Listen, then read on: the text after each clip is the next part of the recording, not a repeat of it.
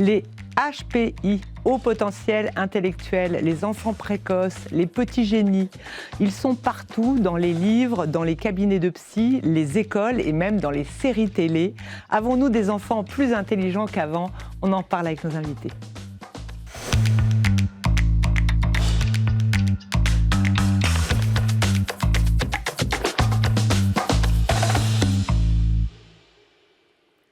Avec nous pour en parler, 3 experts de la douance, comme on dit.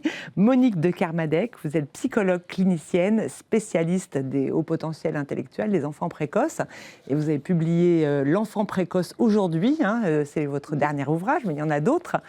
Vinka Antelme, vous êtes présidente de l'Association française pour les enfants à haut potentiel, l'AFEP, qui a changé de nom. Avant, c'était l'Association française des enfants précoces. Nous sommes adaptés au ministère qui a dit EHP à la place de IP, donc voilà. Voilà, il y a eu un petit changement.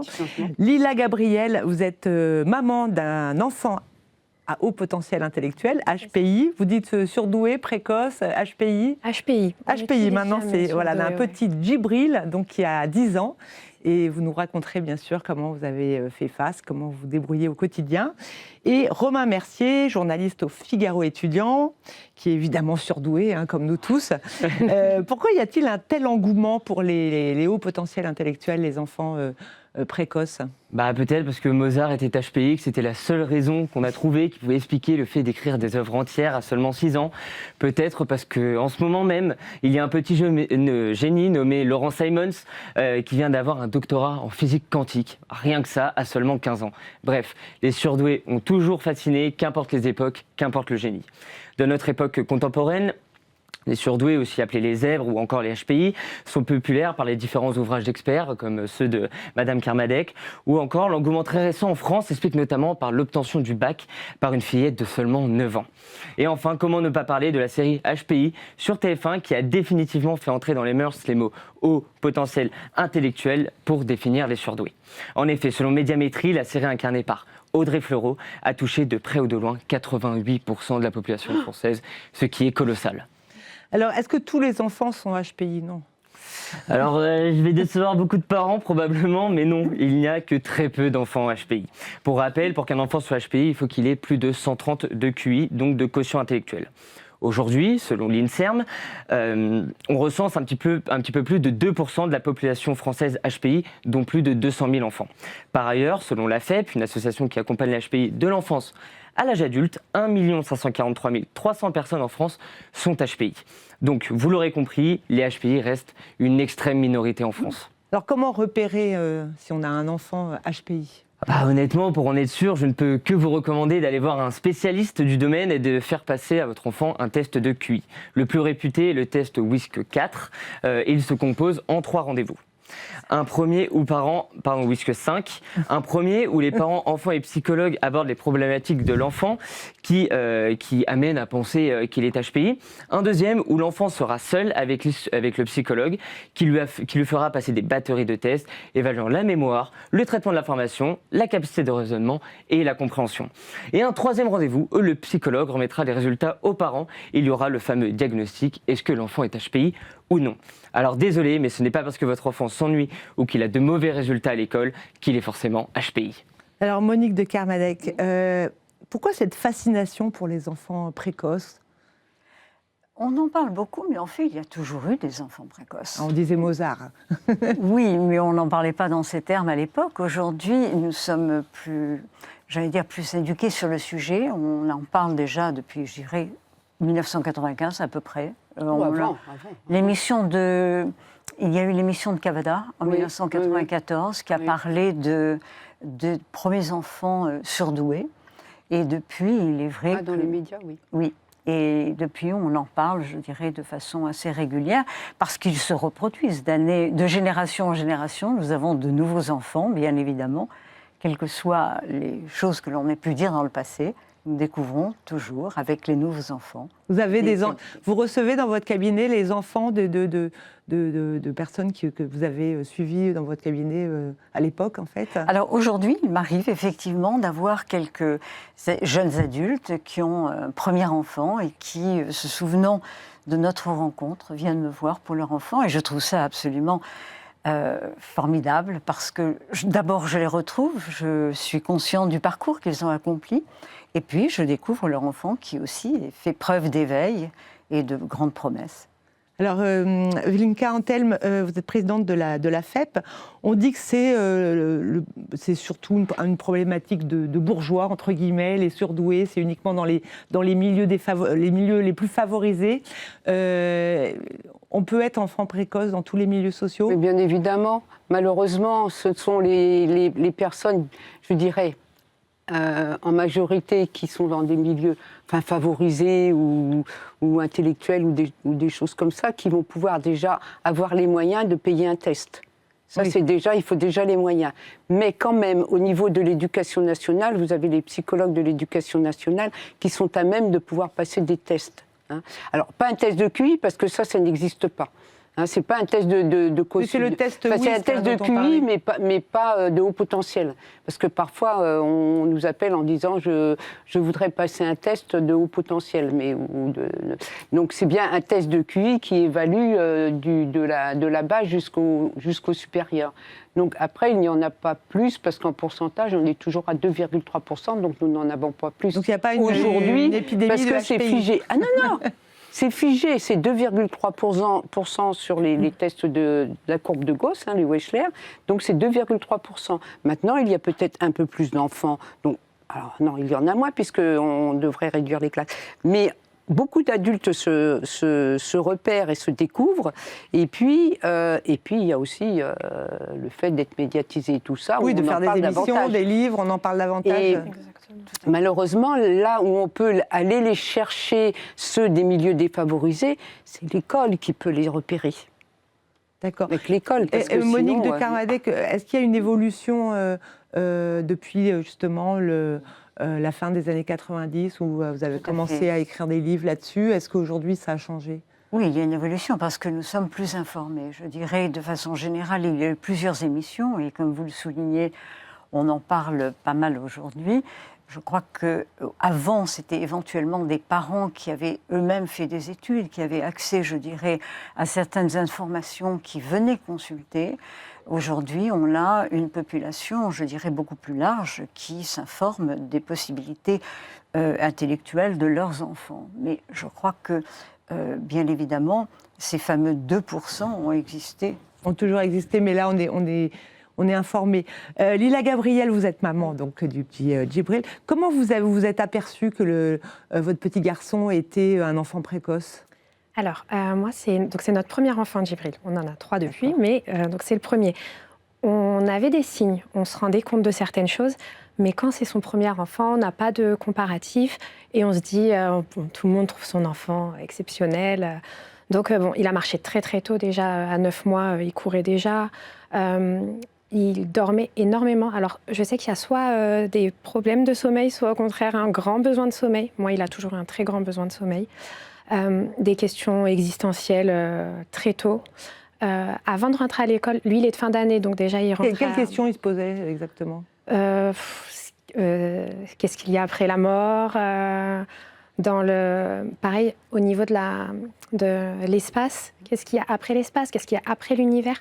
Et ça a alerté justement sa maîtresse de grande section de maternelle, qui nous a dit, il se pose des questions que les autres enfants ne se posent pas. Quand il lui parlait de la mort, il lui pose des questions sur la mort.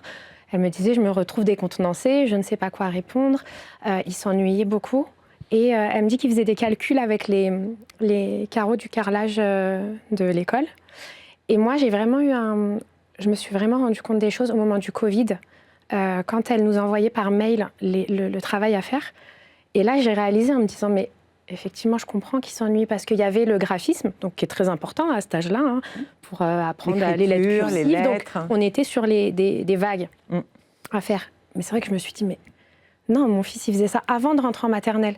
Donc, il dessinait déjà très bien des bonhommes. Et je ne me rendais pas compte que c'est ce qui était plus attendu beaucoup plus tard. Là, c'était en grande section. Et alors que, moi, pendant le Covid, on a étudié les volcans, on a étudié, du coup, les aurores boréales. À sa demande, je l'ai nourri. Et vous arriviez à suivre, enfin, parce que c'est... Moi, je crois que je serais incapable d'expliquer les aurores boréales. Est-ce que vous Votre mari ou vous, est-ce que vous aviez les connaissances pour suivre Non, maintenant il y a on a beaucoup de ressources. Hein. Il y a Internet, il y a beaucoup de choses, il y a des documentaires, il y a beaucoup de livres. Il s'est toujours intéressé beaucoup à la nature, les animaux, ce genre de choses. De lui-même, et c'est lui-même qui nous apprenait des choses. Monique de Kermadec, c'est une inquiétude qui était souvent avancée par les parents, mais moi-même, je ne suis pas sûre d'être à même de répondre à toutes les questions de mes enfants. Et je crois qu'il est important, dès le plus jeune âge, de leur montrer que si nous n'avons pas la réponse, il y a d'autres personnes qui l'ont et qu'il faut toujours s'autoriser à aller chercher. Chercher dans des livres, chercher en posant des questions.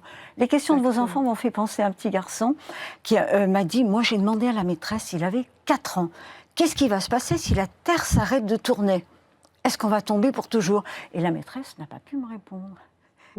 Et ils sont comme ça à même de poser des questions auxquelles nous ne pouvons pas trouver de réponse. Oui, puis on ne se sent pas toujours à la hauteur finalement de leur intelligence parce qu'on n'a pas forcément fait de grandes études. Enfin, je veux dire par là que ça arrive dans tous les milieux sociaux finalement. C'est ça. Donc, on n'est pas forcément spécialisé en plus dans le domaine exactement précis, mais effectivement. Il est rempli de questions tout le temps. Et donc, des fois, je lui explique. Alors là, moi, je ne connais pas tout. Je ne peux pas tout savoir. Par contre, tu vas encore mieux assimiler la réponse si tu fais tes recherches toi-même. Oui, ce qui est intéressant, effectivement, c'est de dire... Qu'en penses-tu, toi, qu'en penses-tu ? Pour avoir justement, avant de lui apporter une réponse qu'il ne va peut-être pas digérer parce qu'elle est trop importante pour son âge, qui va créer de l'anxiété. Quelle est la question posée par les parents lorsqu'ils vous appellent Enfin voilà, l'association des enfants à haut potentiel, c'est vraiment le premier canal, je dirais, pour des parents qui ont un enfant de 3-4 ans, qui sait déjà lire, écrire, etc. Ils vous appellent pourquoi ? Pour diverses raisons, parce que, comme je disais, il n'y en a pas un pareil, donc chaque enfant est unique, et donc famille aussi. Donc parfois, c'est pour un test de QI qui a été le plus souvent demandé par l'école. Ah, c'est l'école maintenant. Le plus souvent. Ça a été mon cas. La maîtresse vous a dit il faudrait peut-être voir. Et là, on va voir un psy qui est recommandé par votre association.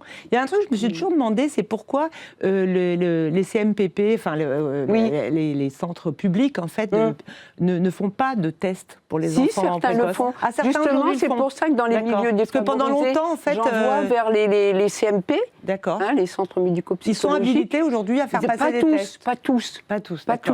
Il y en a certains. J'ai rencontré un psychologue extraordinaire qui était dans un CMP. Parce qu'il y a une époque où, justement, c'était uniquement dans des cabinets privés, donc c'était un petit peu... Non, vous avez l'école aussi qui peut... Alors, pas parce que l'élève va être bon, mais parce que l'élève va montrer quelques difficultés, donc on va peut-être creuser un peu, on va peut-être pouvoir lui faire passer le test de QI, et là on va découvrir effectivement un haut potentiel. Et puis il y a aussi, quand ils sont au collège, les CIO, les centres d'information et d'orientation, vous avez psychologues donc pour le secondaire, qui ont la majorité les tests pour pouvoir faire passer les tests de QI, et ça, effectivement, c'est accessible à tout le monde. Mais on ne va pas chercher un test de précocité, entre guillemets. Justement, Lila Gabriel, le QI, alors vous avez fait tester votre fils chez un psy ou comment ça s'est passé ? On a fait les deux. Donc, première fois, comme c'était à la demande en dernière section de maternelle, on l'a fait avant ses 6 ans. Donc là, c'était chez un psychologue. On a cherché nous-mêmes un psychologue spécialisé dans les enfants à haut potentiel. Donc il a fait le test, qui s'est révélé, du coup, oui. Alors il a combien de QI ? Alors justement, du test, donc celui avant les 6 ans, c'est le la WIPSI. Voilà. Et entre celui après les 6 ans, c'est différent. Voilà. Et il a 146. Donc il est très énorme. haut potentiel. J'ai vu que sur la courbe, il y avait très haut QI et très haut potentiel. Oui. Justement, Monique Kermadec, 146, c'est énorme. À partir de 145, il y a une personne sur 1000 qui obtient ce score. Ah oui, d'accord. On dépasse les 2%. Et alors, il y a deux aspects dans le WISC. Il y a le côté verbal et le côté... Alors, est-ce que vous pouvez nous expliquer ça ? Parce que le côté logico-mathématique... Il y a différentes épreuves qui permettent d'apprécier le fonctionnement de la pensée avec des supports très différents. Soit avec un support verbal qui va permettre d'apprécier une logique, des capacités d'analyse et de synthèse, une mémoire à long terme et à court terme. soit, je dirais, un support visuel qui vont permettre d'apprécier la perception dans l'espace, la gestion de l'espace. Il va y avoir des épreuves qui vont permettre d'apprécier, comme je le disais, la mémoire auditive et la mémoire visuelle. Donc, on fait vraiment un tour de tous les outils qui permettent de fonctionner et de traiter l'information. On ne voit pas simplement des connaissances scolaires ou une avance dans des connaissances scolaires. Petit à petit, les tests sont révisés approximativement tous les 10 ans et on essaye de les dégager de l'apprentissage. De plus en plus, on veut tester une intelligence pure qui est une intelligence qui est amenée à, je dirais, que l'on va percevoir au travers de la gestion de l'information. Ah oui, quel que soit le support. C'est très important ce que vous dites effectivement parce que ça ne va pas forcément de pair les résultats du QI avec les résultats scolaires. En réalité. Voilà. Il était bon à l'école, il est bon à l'école aujourd'hui Il est middle, il est entre deux. Il se laisse, il ne fait pas de grands efforts, mais il reste toujours dans la moyenne. Il a sauté une classe parce qu'il y avait ce besoin. Il a eu des équipes éducatives depuis le CP, du coup. Il y a eu beaucoup moins d'ennuis une fois le saut de classe fait. Il arrivait beaucoup mieux à tenir en classe, mais il a quand même toujours un manque d'organisation ou alors des fois de l'ennui, donc il ne va pas forcément remplir tout le... Oui, ce n'est pas forcément de très très bons élèves. Disons que l'avance intellectuelle ne va pas nécessairement avec l'avance émotionnelle. Et puis l'enfant peut très jeune accéder au collège, par exemple, et ne pas être encore aussi scolaire que ses camarades qui ont 2 années de plus. Parfois. Ça vous a fait réagir, là, la petite bachelière qui a eu son bac à 9 ans? Alors là, mais elle l'a finalement eu. Je pensais qu'elle avait eu l'oral et qu'elle ne l'avait pas eu. Elle a eu. Ah bon? Elle l'a finalement eu. Elle a finalement. Alors, Romain, j'ai entendu parler d'un club de surdoués. Effectivement, vous avez de bonnes sources, Sophie. Ce club s'appelle le MENSA. M-E-N-S-A est une organisation internationale dont le seul critère d'admissibilité est d'obtenir des résultats à des tests d'intelligence supérieurs à ceux de 98% de la population. Les tests sont homologués par Mensa International et c'est le plus souvent des tests de QI. Pour faire un petit peu d'histoire, Mensa est une association qui a été fondée à Oxford en 1946, ce qui en fait la doyenne des associations pour personnes à QI élevé. Créée dans un but pacifiste au lendemain de la Seconde Guerre mondiale, elle vise à contribuer à l'épanouissement de l'intelligence humaine pour le bien de la société. Rien que ça. Ses représentants présentent l'association comme une ouverture sociale pour toutes les personnes HPI. Avec plus de 145 000 membres dans 95 pays du monde, dont près de 4 000 en France, le club Mensa est très connu dans le monde anglo-saxon. Ses membres ont même le droit à un petit nom, les Mensans. Alors, à part faire que font-ils de leur vie, ces Mensam? Alors, là, le plus surprenant, il ne faut pas croire que toutes les personnes HPI sont PDG d'une grande entreprise ou font une grande carrière, car c'est faux. On peut quand même noter des grands noms de ce monde qui le sont, comme J.K. Rowling, la célèbre romancière qui a écrit Harry Potter, ou encore la chanteuse colombienne Shakira. Mais d'autres ont souvent vécu des carrières professionnelles très compliquées à plusieurs moments de leur vie. Après une première expérience, par exemple, Elisabeth, une quinquagénaire, elle a été gendarme, après ambulancière, ensuite chauffeur taxi, naturopathe et réflexologue. Aujourd'hui, elle est formatrice en réflexologie plantaire, mais elle tient aussi un atelier de jus de pomme et un gîte. À 25 ans, cette femme était au chômage et intégrer Mensa lui a donné le courage de reprendre ses études et de la former à la naturopathie. Deuxième exemple avec Anne Martine, qui est à la fois publicitaire, comédienne, graphothérapeute et vice-présidente d'une fédération professionnelle. Ce côté multitâche et touche-à-tout est l'une des particularités des HPI, car elles s'intéressent à tout en profondeur. Donc ils n'ont pas peur de l'engagement. En tout cas, si vous avez été détecté HPI, n'hésitez pas à passer les tests du Club Mensa. Vous trouverez dans plusieurs villes de France des personnes qui ressentent les mêmes choses que vous. Tout de suite, une question me vient pour vous, Madame de Kermadec. Vous avez vu passer dans votre cabinet des centaines et des centaines d'enfants. Est-ce qu'il y a une histoire qui vous a marqué comme ça d'un enfant, une histoire exceptionnelle? Justement, assez étonnant. J'ai beaucoup de mal à répondre à votre question parce que dans les faits, ils ont tous eu des parcours très différents les uns des autres. Et j'avais envie de souligner, quand vous parliez du fait qu'on peut avoir un très haut QI et ne pas nécessairement réussir, je mets toujours en garde les parents en leur disant c'est très bien d'être attentif à l'intelligence cognitive, mais il faut aussi être très attentif à l'intelligence émotionnelle et relationnelle pour tirer le meilleur parti de son QI. Voilà. Donc, je n'ai pas un parcours exceptionnel. Je vois des enfants, et je vois des adultes, qui ont des parcours très différents. Vous soulignez quelque chose d'important, c'est le besoin de changement. Alors que l'on nous demande à tous de poser nos valises une fois pour toutes pour faire preuve de maturité, la plupart des surdoués, quel que soit leur âge, ont besoin de tester des choses nouvelles. Il y a une curiosité qui dure et qui dure toute une vie et qui a besoin d'être satisfaite. Est-ce que, quand même, vous les avez connus petits, vous les avez connus adultes? D'abord, est-ce que c'est purement génétique, l'intelligence? Alors là, nous savons tous, il y a plusieurs écoles. On a commencé par dire que c'était purement génétique, puis après on a dit que c'était essentiellement quelque chose qui avait un lien avec le contexte riche dans lequel nous vivions. Puis nous sommes arrivés à la conclusion que c'était un petit peu de l'un et de l'autre, et on n'a pas de preuves scientifiques que cette intelligence est purement génétique. Pour l'instant, nous sommes encore dans l'attente, il y a des travaux qui vont être menés, mais nous sommes dans l'attente d'une réponse. On a constaté que, par exemple, une personne qui avait un certain QI, qui se retrouvait dans un contexte stimulant intellectuellement, pouvait augmenter son QI jusqu'à 10 points. Par contre, si la personne quitte ce contexte stimulant, elle revient à son premier QI. Donc, je dirais, et tout le monde peut tenir compte de ce résultat en se disant, toute ma vie, je vais essayer d'être dans un contexte stimulant et je vais tirer le meilleur parti de mes capacités intellectuelles, précoces ou pas. Vous êtes reconnu, vous, dans votre enfant, ou vous avez l'impression que ça vient de vous, de votre mari? Alors, moi, je me reconnais dans ce côté multitâche, envie de tout explorer. Mais même lui, je le reconnais quand vous dites ça. Parce qu'il fait de la danse, de la danse contemporaine. C'est rare pour un garçon, en plus. Oui, et en plus, c'est dans le cadre du collège. Il a un collège classe horaire aménagée avec le conservatoire.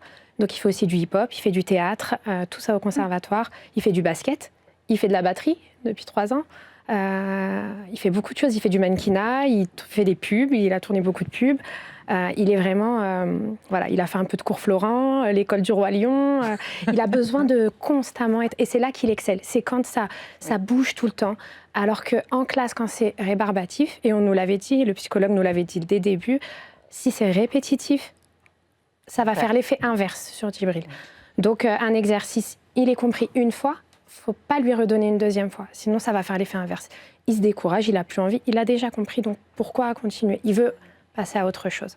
Est-ce que les autres, vous avez 3 enfants, hein, oui. Est-ce que les autres enfants que vous avez eus par la suite oui. ressemblent à votre fils aîné? Alors, ces 2 filles, elles sont beaucoup plus petites, 3 ans et 5 ans. Je reconnais un peu... Je reconnais le haut potentiel, peut-être chez ma fille de 5 ans, mais avec un côté très scolaire, donc rien à voir avec son frère.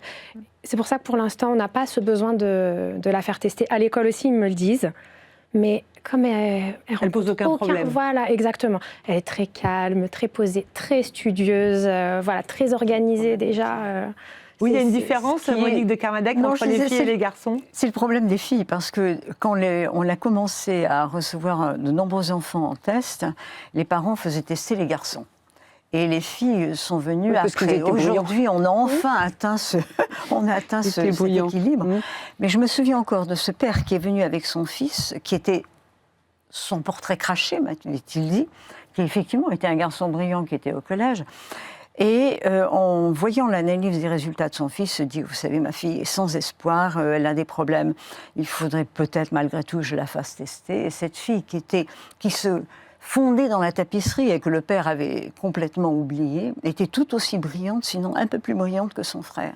Mais n'étant pas investie par le parent, étant, je dirais, tout à fait neutre, on n'avait pas remarqué qu'elle était surdouée. Des enfants peuvent effectivement avoir des personnalités différentes et néanmoins être également brillants.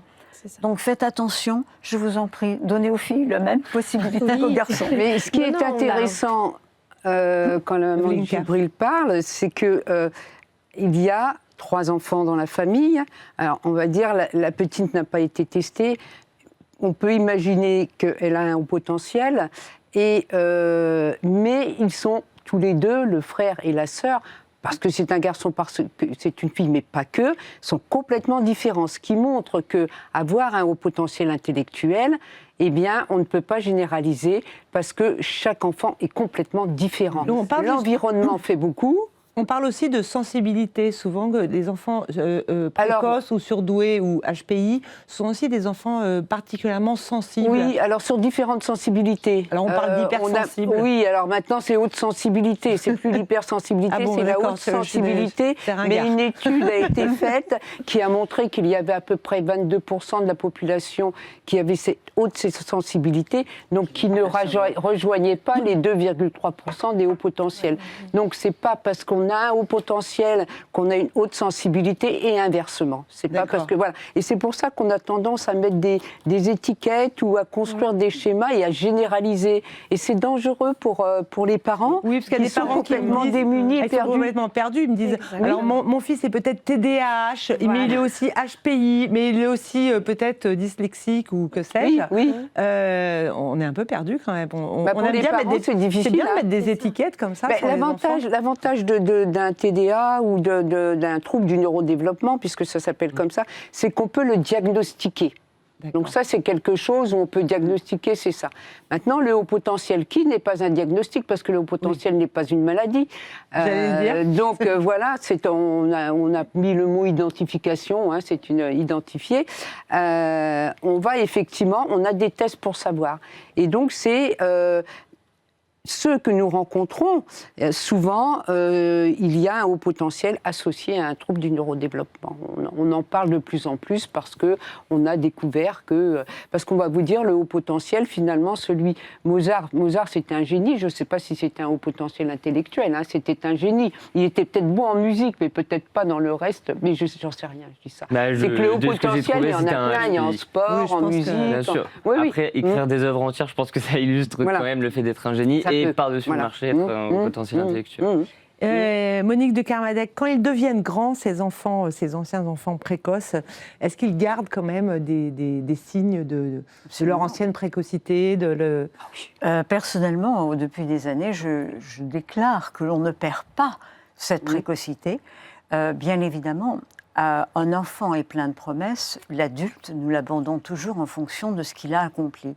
Donc on peut parfois ne pas accorder à un adulte le fait qu'il est toujours surdoué, on ne peut plus l'appeler précoce, bien évidemment, parce qu'il ne montre pas encore ce dont il est capable ou il a vécu dans un contexte qui ne lui a pas permis de développer tous ses talents. Voilà, c'est ça. Voilà. Donc il n'est jamais trop tard pour venir vous voir. On est surdoué pour la vie. On est surdoué pour la vie. Moi, je vois beaucoup de parents parce que, comme le dit Madame, c'est vrai que quand on consulte pour un enfant, eh bien évidemment, on se pose des questions sur soi-même. On a maman ou on a papa. Au début, maman disait « Oh, mon mari est tellement brillant ».